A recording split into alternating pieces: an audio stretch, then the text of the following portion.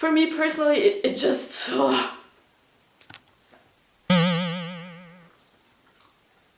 Hi, hello, welcome to my knitting podcast. I'm Eva, I'm a knitter from Germany, and I'm so glad you're back. I hope you've been enjoying the spring weather. We haven't had that much sun lately, but it's starting to get more sunny here, and the flowers are coming out, and it's so nice. Anyway, let's get into the knitting because we have quite a bit to discuss today. Starting with finished objects, I have one object that the last time I hadn't even cast on. It is the Knitting Poet Slipover. You probably cannot see it all. By Be Unique. This was a test knit, and I knit this in Fonty Ombelle on 4mm needles. And this was quite a quick knit. It was very uneventful, which I like. So basically you start at the back and then you pick up at the shoulders and then you knit down close to the round, and then at the bottom you make this, I'm not even sure you can see, you make this very nice lace edge, which is basically just you going into the back loop a bunch of times. So that was much easier than I anticipated. And this is one strand of mohair, and I can definitely see how some people might find this scratchy. I personally don't mind. However, I am very glad I used my Chogu needles for this, because having pointy needles is very nice when you're knitting something so fluffy. It makes it much easier to get into the stitches. And the finishings are I-cord at the neck and at the armholes. And the bind off at the bottom, so after you've done the lace, you bind off with an Icelandic bind off, which I've never done before. I didn't even know existed, so I'm very glad I got to learn that. And it is a very nice design feature. I am very happy with the Slipover. However, one thing I will say about it is that the picture that caused me to originally sign up for the test knit was kind of misleading. So in the picture, the person wearing it... I have more hair stuck in my lip gloss. In the picture, the person wearing it has a very bodycon fit. There doesn't seem to be much positive ease on that piece, and that shape is what I wanted in this vest. And I think I knitted size 3, corresponding to my personal bust circumference of 92 centimeters, and it turned out so big. I had to go in after I bound off and mattress stitch 5 centimeters at each side to get somewhat close to the fit in the picture, and I have no idea what went wrong. As usual, I never know what went wrong when my knits don't fit. Maybe I should look into that. Yeah, I was a bit annoyed, but since it was a test knit, I put that in the feedback form and I'm gonna see what they'll do about it. I am also gonna talk to a knitting friend who has also knit this, whether she had the same issues regarding the fit. But yeah, mattress stitching this was quite an easy solution, nothing too bad. And I have to say, this is very warm. So I enjoy having my arms out because long sleeves and like it's flapping around your wrists, it's just sometimes too much for me sensorily.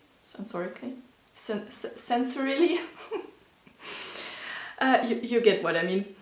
It can sometimes be a bit much, so I enjoy wearing t-shirts as soon as I can. In the dead of winter, if I have a vest that keeps me warm enough on top of my t-shirt, then I am gonna be wearing a short sleeve t-shirt. And this vest is very warm. I wore this 2 weeks ago to visit my grandparents, and it was still winter then, and this did keep me quite warm. So that is a nice addition to my wardrobe. I am, despite the fit issues, still very happy about it.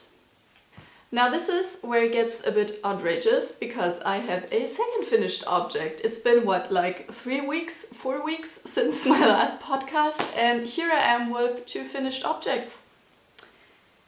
The thing I have finished is my Samper Sweater v-neck, and with this one I am so happy. I love it so much. I've been wearing it basically non-stop since I finished it, and everything about it is just flawless. The yarn is Knitting for Olive Merino in Clover Green, and it is held with a mohair, which for me that was Filcolana Tilia in Juicy Green or Apple Green. And this is knit on 4.5mm needles, and at first I was kind of worried that a fingering weight merino and a very delicate mohair might make a fabric that is too gapey, too airy for my personal liking, because I like my sweaters and my fabrics very dense. But it turns out that it is a very good combination for spring, because the mohair keeps you warm, but the drape of the fabric is very nice. It is not too stiff, it is very flowy, and I enjoy that more than I thought. This is a raglan construction. I hope you can see it here. You probably can't. Here's the raglan line. And I did modify the collar. This sweater usually calls for a 1x1 rib. I don't know why I'm holding this up, by the way. The sweater usually calls for a 1x1 rib, and I personally don't love 1x1 rib because I find it can look very busy. I don't love a lot of detail on my clothing. I'm a very plain kind of gal, and I find that 2x2 rib is something I like much better. And since I hadn't ever knit a v-neck before, I needed some help doing that modification, because I wasn't sure about the center decreases, how that was gonna work, and I found a tutorial from Well Off Knits, I believe Bethany is her name, and she had a tutorial up for the exact kind of 2x2 rib collar that I wanted to make. So I gave that a watch, and I was able to do it without any problems, because turns out it is not hard. And obviously to match the color I did a 2x2 rib on the sleeve, and I did a 2x2 rib on the bottom edge.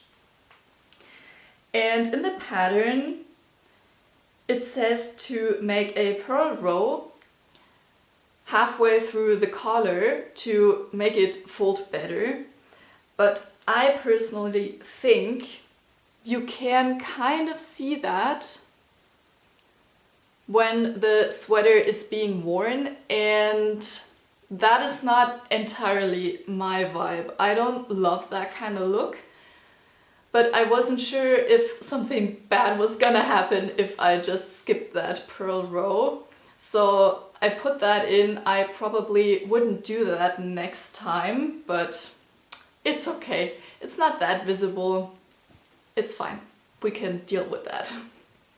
So if you are looking for a good spring sweater for this exact kind of weather, where it is still very chilly, when the sun isn't out, then I highly recommend this. This is also such a good comfort knit. This knit up very quickly for me, and I just overall really enjoyed the experience. Okay, now we are getting into more tricky territory. Maybe you remember the colorwork sweater I showed last time that I am making for my boyfriend. My boyfriend asked me to make him the Unbearable Sweater, and this looks quite good from afar actually. This looks very good on camera. But yeah, that's the only thing this thing has going for it currently. So where do I start? There's so many issues. I did measure my boyfriend. I did pick a size according to his measurements. I did take a sweater out of my boyfriend's closet that he said he liked the fit of, and I measured that. I still think the problem, like the root of the problem that I am having, is that I haven't been paying attention to the amount of positive ease. I still haven't checked because I guess I don't want to find out. I don't want to know if I'm just that dumb. so I won't be checking that. But yeah, basically I am assuming there's just too much positive ease in that pattern, and it's just an oversight on my part. I can't imagine anything else being the reason, really. I did make a gauge swatch for the plain stockinette part. I made a gauge swatch for the colorwork part. I adjusted my needle sizes accordingly. And the yarn itself, I know pretty well, I'd say. I have another sweater that has been knit up in this, and yeah, I'd say from that I know how the yarn is behaving when it's being washed for a few times, stuff like that. And I wrote down the measurements of the sweater that my boyfriend liked, and I knit the body in these measurements, and then my boyfriend tried it on, and it was a literal dress. I have no idea what happened. At this point, I don't even want to know. And then I've been umming and ahhing for a while what to do about this. My first thought was, let's just stick this. I could just take a few centimeters off the side and snip them off. That's not gonna result in an accident. Not at all. And yeah, I mulled that thought over, and I talked to the people on Instagram, and most of the people said that they would rip back. And it is a bit of an inconvenience because this did take a while to knit, but it's plain stockinette, it's not gonna take that long to re-knit it. And my plan is to insert the lifeline this weekend right below where the flowers end, because that is where you split for the arms, and you cast on, I believe, 7 or 12 stitches under the arms. And when I reknit this, I'm just gonna omit these, because that is gonna take out a bit of the wideness as well. And I'll probably go down a needle size, and then I'm gonna see if I should be making some body decreases. That is my plan of action. I have promised myself that I'm gonna be inserting the lifeline and ripping back this sweater this weekend. It is currently Friday, so I have a bit of time to work up the courage. But yeah, my main fear at this point is that, first of all, ripping back will go wrong somehow, because I've never really inserted a lifeline. So that is something that is totally new to me. And I'm not sure what could happen. And yeah, I guess I'm gonna be watching a lot of tutorials. And the second thing that could go wrong, of course, is that it will then be too small, or that it will still be too big once I reknit it. At least I know now what the correct length would be, but I'm a bit worried about the amount of wideness this thing has. And for the sleeves, I'm just gonna have to see how the body turns out. If I'm gonna find out that I have to make quite a few decreases in the body, then I'm just gonna make some sleeve decreases as well. And I don't know why I'm so scared, and I don't know why I'm procrastinating this so much. I promised this to my boyfriend for his birthday. His birthday was mid of February. It is now almost end of March, so I should really get going, because he's not gonna wear it in summer, is he? So of course I have to have a second whip going to distract me from the fear I am feeling about the Unbearable Sweater. And in my last podcast and in my knitting plans for spring video, I told you that I want to rip out my sweater number 15 and make a pink cardigan out of that yarn. And then I remembered, or I didn't remember, I was talking to a friend because I am attending a wedding mid of April, and another friend that will also be going to the wedding, we were talking about we were planning on wearing, and she told me, oh yeah, in April it's not gonna be very warm and it is also supposed to snow within the next 2 weeks. And I was like, dang, I was planning on wearing a tiny cotton dress that I have yet to sew, and some loafers and some cute socks and maybe a light leather jacket, and I do not have a wedding outfit suited for snow. So I then thought I could try and knit up that pink cardigan really fast, because that would go with the fabric of the dress really nicely. However, knitting a cardigan in 4 weeks is not something I want to put myself through, let's be honest. And also I probably really shouldn't. And then I remembered that I have 2 languishing whips sitting at the bottom of my yarn stash, and one of them I think is just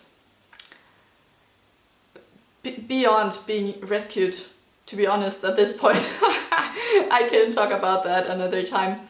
But my second oldest whip, I thought I could finish that and then I could wear that to the wedding, because there is actually not that much to be done until it is finished.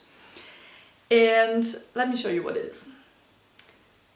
You probably cannot see, because on an unrelated note, yesterday I saw someone on Instagram show how they ball up their whips and then they secure it with stitch markers so that not the entire thing is going to be flapping around when you knit the sleeve, which I thought was very smart, which I decided to then copy as well.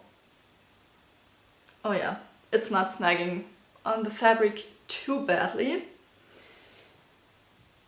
because I was worried about that, probably just like you are.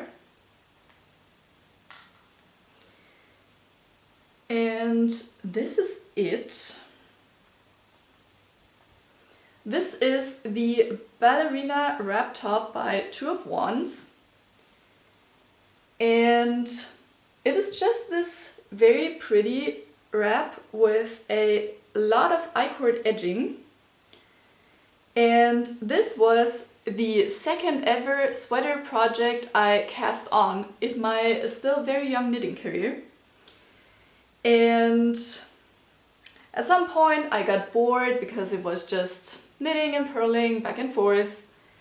And then I took this on holiday last year when we took a road trip to Poland, where we had to drive for a very long time, and I was just being the passenger princess that I am, and my kind boyfriend was doing most of the driving. So I could at least get the body of this done. And I'm so glad I at least finished the body, because otherwise this would have just been never finished. This would have been the whip ghost that haunts me till the end of my days. But yeah, having the body finished already helped a lot. And another reason that I procrastinated this so much was that the original pattern was released with only short sleeves. And in my tiny beginner knitter's brain, I thought, well, it seems like a brilliant idea to knit a short sleeve cardigan in 3 strands of mohair. And that isn't gonna be impractical at all, because it is not gonna be unseasonal for every day of the year. Totally not.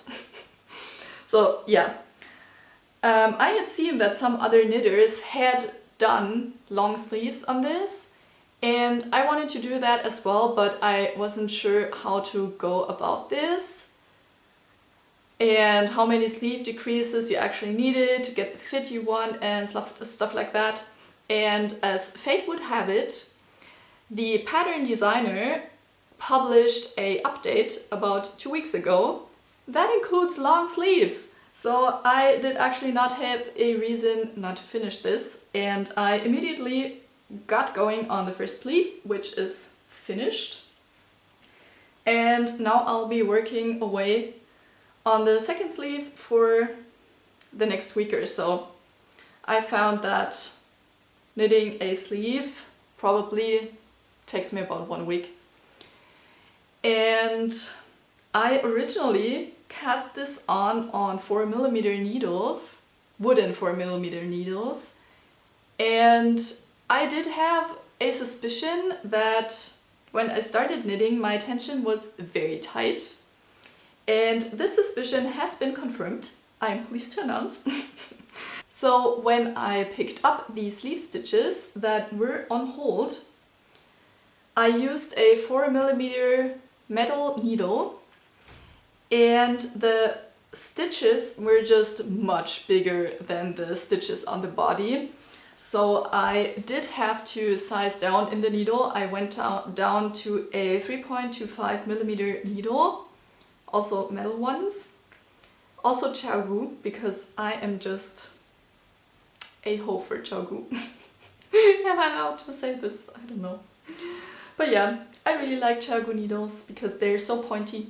I want to be able to stab my eye out with these, because otherwise I'm gonna get annoyed knitting with dull needles. And yeah, considering I did have to size down this far to get the stitch size of my past knitting self, I can just hear my tendons screaming from the past. So I'm glad that has improved. Now, as I said, I was planning on unraveling my sweater number 15, and that I did. And I also did procrastinate that for a while, but it really wasn't bad. I am so happy that I finally did it and that I saw that it is not bad. So if you have something lying around you want to unravel, just do it. It's not bad at all, I promise.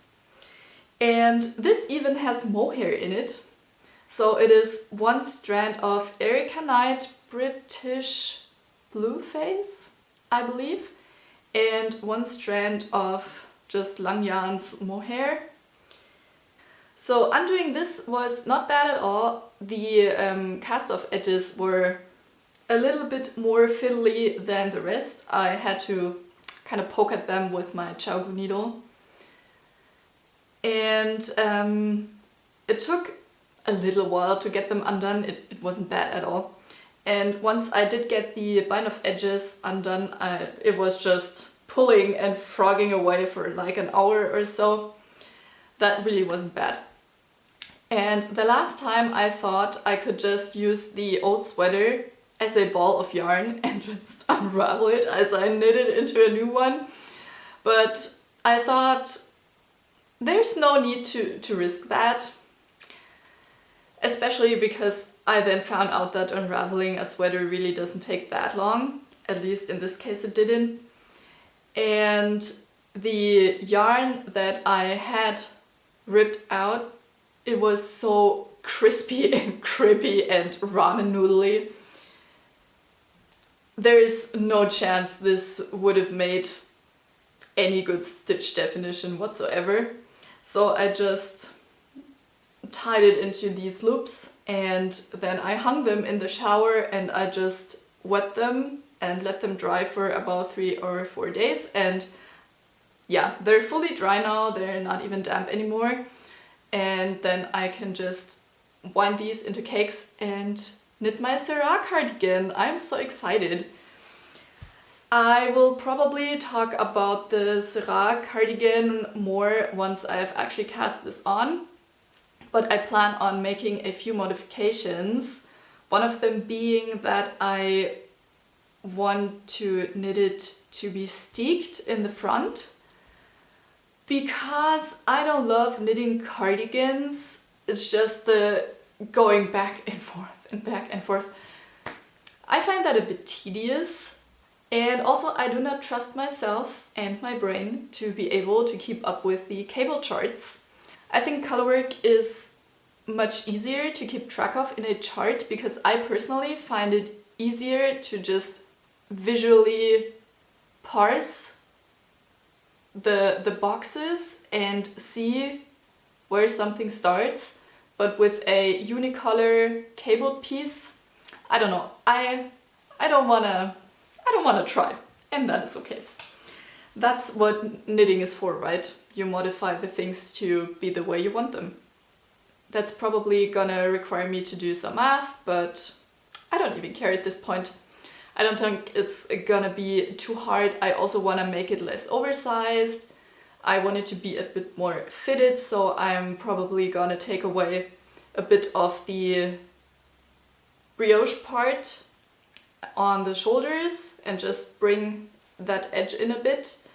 And also I'm not gonna do brioche because, as I said, brioche makes me so uncomfortable. I hate the way it looks. I'm sorry if you enjoy it. I'm so happy for you. Please keep knitting and wearing brioche, but for me personally it just...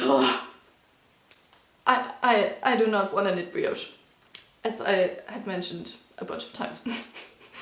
So yeah, I'm really excited to cast this on once I finish my Ballerina Wrap top and the Unbearable Sweater. Okay, I think we gotta hurry now. My camera battery is flashing.